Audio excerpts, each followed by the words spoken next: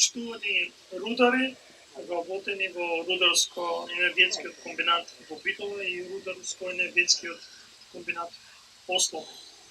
Но секако еден поздрав за сите рудари во нашата земја. Почитувам генерален директор на АД Електрани на Северна Македонија, господин Васко Ковачевски, почитувам генерален директор на РЕК Битола, господин Златко Чучиевски, почитувани директори на другите подружници и друштва во собственост на АД ЕСМ, почитувани представници на медиумите, почитувани присутни. На сите рудари во овој комбинат, но и од другите рудници во земјата, им го честитам денот на рударите. Нашата заложба е рударството како гранка да продолжи да се развива во согласно со најдобрите достапни техники и технологии, а со тоа да бидеме усогласени со сите меѓународни договори кои ги имаме подпишано за исполнување на светските стандарди за грижата за животна средина, како и условите за работа, но и животниот стандард на рударите во нашата земја. Би сакал навистина овде да упатам благодарност за рударите во РЕК Битола. Во име на сите граѓани на Северна Македонија, од мое лично име, од име на владата, за посветеноста и трудот кој секојдневно го вложува за да се обезбеди стабилно и постојано снабдување со електрична енергија. Не бадијала луѓето кога работат многу велат работам како рудар. Сите сме свесни дека и покрај модернизацијата и технолошкиот развој на рудниците, работата на рударите е навистина тешка и предизвикувачка. Токму затоа ме радува фактот дека просечната нето плата исплатена во овој сектор е во растечки тренд.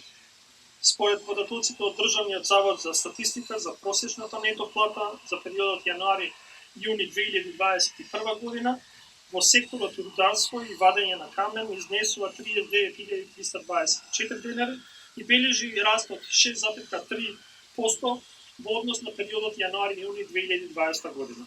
Додека оваа плата е за околу 37% повисока во однос на просечната плата на државно ниво која изнесува 28.744 денари. Рударите, но и сите граѓани заслужуваат и повеќе. Заслужуваат пристојна плата и пристојни услови за работа. Затоа ја користам оваа можност да апелирам до сите во рударскиот сектор да ги почитуваат своите вработени. Затоа што вработените се клучната алка на секоја компанија. Би сакал да посочам дека секторот рударство и вадење на камен бележи и сериозен раст на извозот од 24,8% во првите 6 месеци на 2021 година во однос на истиот период лани, односно извезени се продукти во вредност од околу 100 милиони евра, што покажува дека и оваа гранка закрепнува од економските последици предизвикани од пандемијата со коронавирус. Почитувани, ние како влада сме сериозно посветени да ги поставиме на вистински колосек активностите кои се одвиваат во сите сектори, па така и во рударството, односно управувањето со минералните суровини.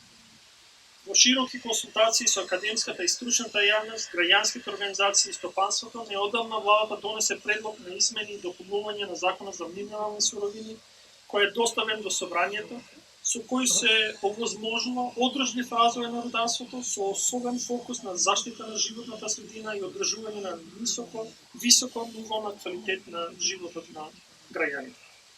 Со последните законски измени се додаваат повеќе основи за едностран расти на договорот за концесија за експлоатација на минерални суровини од страна на државата, со што се заоструваат условите за работа на концесионерите, а со тоа покажуваме дека ги следиме најновите мерки за заштита на животната средина, но и како што претходно нагласив и најдобрите достапни техники и технолошки процеси.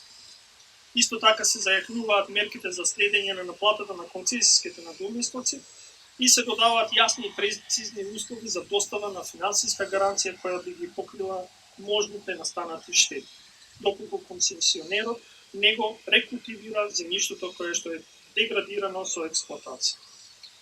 Почитувани присутни, со оглед на тоа дека се наоѓаме во РЕК Битола, кој е најголемиот енергетски капацитет во државата, дозволете да се осврнам и на проектите на владата кои се во секторот енергетика. Како што знаете, во согласно со стратегијата за развој на енергетиката, ние се одлучивме да го спроведуваме зеленото сценарио, кој предвидува постепена транзиција кон производство на електрична енергија од обновливи извори. Вкупните инвестиции кои ги предвидуваме во секторот енергетика со интервентниот план за инвестиции до 2027 година предвидуваат инвестиции над 3 милиарди евра. Во најголема мера за фотонапонски и ветерни електрани, гасни електрани, гасоводи и гасно поврзување, со што ќе обезбедиме долгорочно, одржливо и квалитетно снабдување со електрична енергија, но и диверсификација во снабдувањето со енергенци. Само во Битола, тука во Рек, планираме да започнеме со 2 фотонапонски електрани со инсталирана мощност од по 10 мегавати, за што се планирани инвестиции околу 18 милиони евра, како и уште една фотонапонска електрана од 40 мегавати. Дополнително преку јавно-приватно партнерство планираме изградба на уште 2 фотонапонски електрани по 50 мегавати, а имаме и проекција за гасна електрана во Рек Битола од 200 мегавати. Вредноста на инвестициите е некаде 100 милиони евра. А ако започнеме на времена со овој проект, веднаш сакаме да надоградиме со дополнителни 200 мегавати. Како втора фаза во севкупниот план за транзиција од производството на електрична енергија од јаглен во обновливи и одржливи извори на енергија. На овој начин, Рударско-енергетскиот комбинат ќе го трансформираме во поеколошки извор и секако ќе ги задржиме вработените во предпријатието. За окружување на целиот систем во овој регион ќе се постигне со изградбата на топловодната мрежа за Битола, Новац и Могила, проект со КФВ банката вреден 35 милиони евра. Следуваат навистина години на инвестиции, следува транзиција на енергетскиот сектор за подобар и поквалитетен живот на сите нас.